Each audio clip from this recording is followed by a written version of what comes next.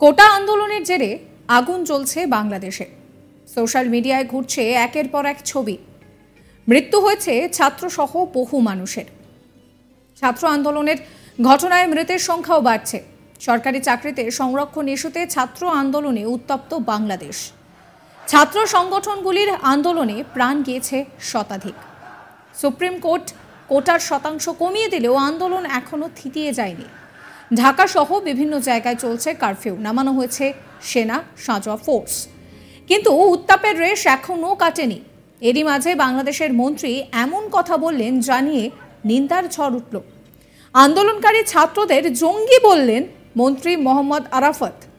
এখানেই শেষ নয়, তিনি বলেন যে ছাত্রদের নাকি ড্রাগ দেওয়া হয়েছে যাতে বুক পেতে পুলিশের সামনে চলে আসতে পারে।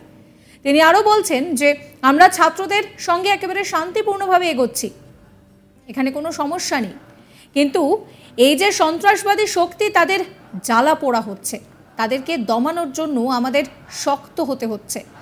এই যে বিটিভিতে এতগুলো জঙ্গি আক্রমণ করলো, তারা কি মার খেয়ে মরবে নাকি আঘাত করবে? সংবাদ মাধ্যমকে বলবো, আপনারা আক্রমণকারীদের দায় দিন।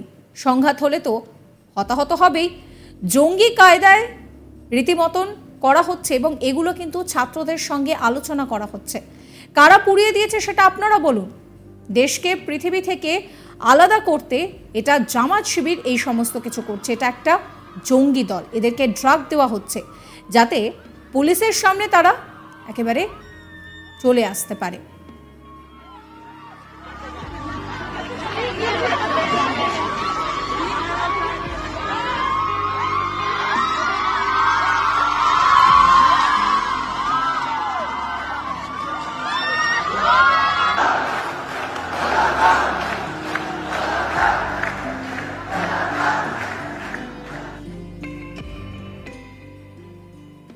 মন্ত্রী মোহাম্মদ আরাফাত কি বলছেন শোনাবো আপনাদের।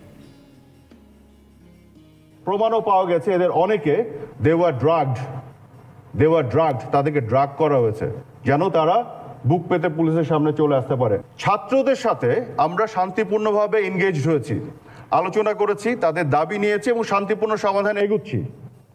এখানে কিন্তু কোনো সমস্যা নেই। কিন্তু এই যে তৃতীয় পক্ষ সন্ত্রাসী জামাত শিবির জঙ্গি, তারা যে জ্বালাও পোড়াও করছে, তাদেরকে দমনের জন্য আমাদেরকে শক্ত হতে হচ্ছে। এখন অনেকে বলছে যে এতগুলো হতাহত হয়েছে। আমি এখানে একটু বিনীতভাবে বলতে চাই, আপনাকে যখন আক্রমণ করা হবে, আপনি যখন আক্রান্ত হবেন, এই যে বিডিভিতে যে আক্রমণ করলো এতগুলো জঙ্গি, তো ভিতরে যারা ছিল, যাদের জীবন বিপন্ন হচ্ছে, তারা কি করবে? তারা কি আক্রান্ত হয়ে মার খেয়ে মরে যাবে নাকি তারা ফাইট ব্যাক করবে?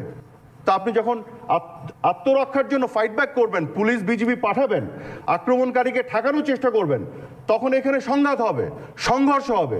সংঘর্ষ হলেই হতাহত হবে। তাহলে হতাহতের জন্য দায়ী কে? যে আক্রমণকারী সে নাকি যে আক্রান্ত সে? আজকে আমার প্রশ্ন হচ্ছে, যারা অ্যাটাকার, যারা আক্রমণ করেছে, তার দায়। যতগুলো পত্রপত্রিকা হতাহতের খবর দিচ্ছে, আমি তাদেরকে বিনীতভাবে অনুরোধ করব, আপনার আক্রমণকারীকে দায় দিন। সরকারের দায়িত্ব হচ্ছে মানুষকে প্রোটেকশন দেয়া, সে তো আইন শৃঙ্খলা বাহিনীকে সামনে আনবেই, কিন্তু তারা যদি আক্রান্ত হয়, সংঘাত হলে হতাহত হবে, এটা তো স্বাভাবিক। পুলিশকে হত্যা করে বাসের মধ্যে ঝুলে রেখেছিল, এই ধরনের অপকর্ম এগুলো কোনো সাধারণ মানুষ করতে পারে না। আওয়ামী লীগ কর্মীদের, ছাত্রলীগের ছেলেদের ছাদ থেকে, পাঁচতলা ছাদ থেকে 15 জন ছেলেকে ছুঁড়ে ছুঁড়ে ফেলে দিয়েছে। যারা পড়ার সময় রেলিং ধরে কোনো রকম ঝুলেছিল, উপর থেকে পাথর মেরেছে তাদের হাতে, যেন হাত ছেড়ে তারা নিচে পড়ে যায় এবং মারা যায়। একেবারে জঙ্গি কায়দায়, নির্বিচারে, অমানবিকভাবে তারা এই কাজগুলো করেছে এবং সেগুলোর মধ্যে প্রত্যেকটার মধ্যে জঙ্গি সিগনেচার আছে। প্রত্যেকটা প্রমাণ করে পিছন দিকে তারা পরিকল্পনা করে এগুলো করেছে।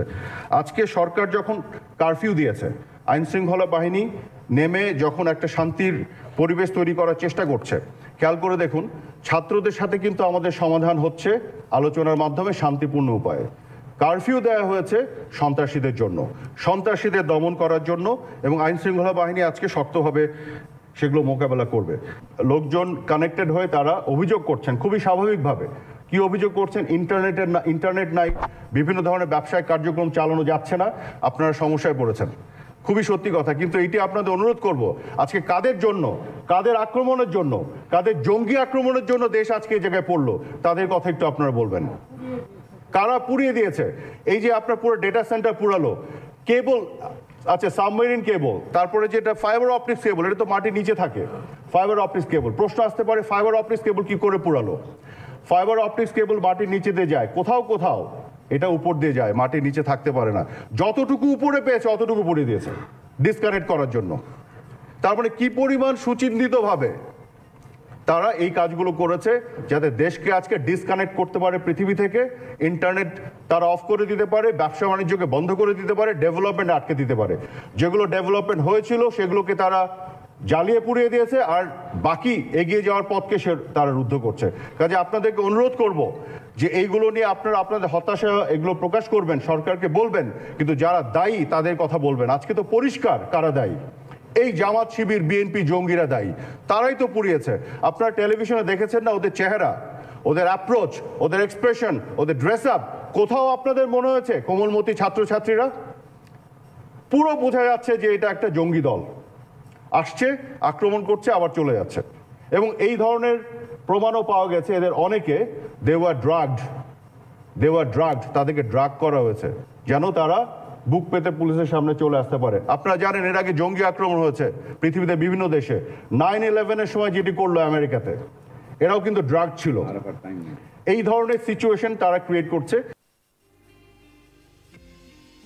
এবার প্রশ্ন যে দেশের মন্ত্রীর মুখে এমন কথা কেন, কি করে তিনি এই কথা বললেন? ইতিমধ্যেই কোটা আন্দোলনকে কেন্দ্র করে পরিস্থিতি নিয়ন্ত্রণ করতে শুক্রবার মধ্যরাতে বাংলাদেশে যে কারফিউ জারি করা হয়েছে তা বৃহস্পতিবার পর্যন্ত বাড়ানো হয়েছে।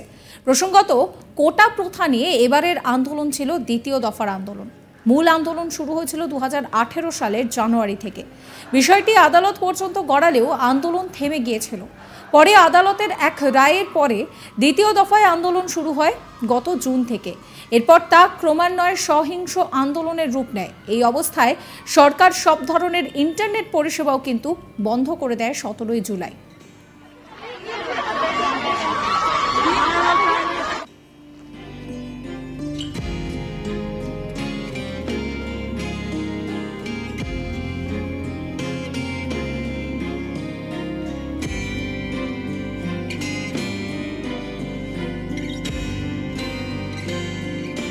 এই পরিস্থিতিতে দাঁড়িয়ে শেখ হাসিনার মন্ত্রী এমন কথা বললেন যাতে করে রীতিমতন চাঞ্চল্য ছড়িয়েছে। তিনি বলছেন যে ছাত্রদেরকে ড্রাগ দেওয়া হচ্ছে।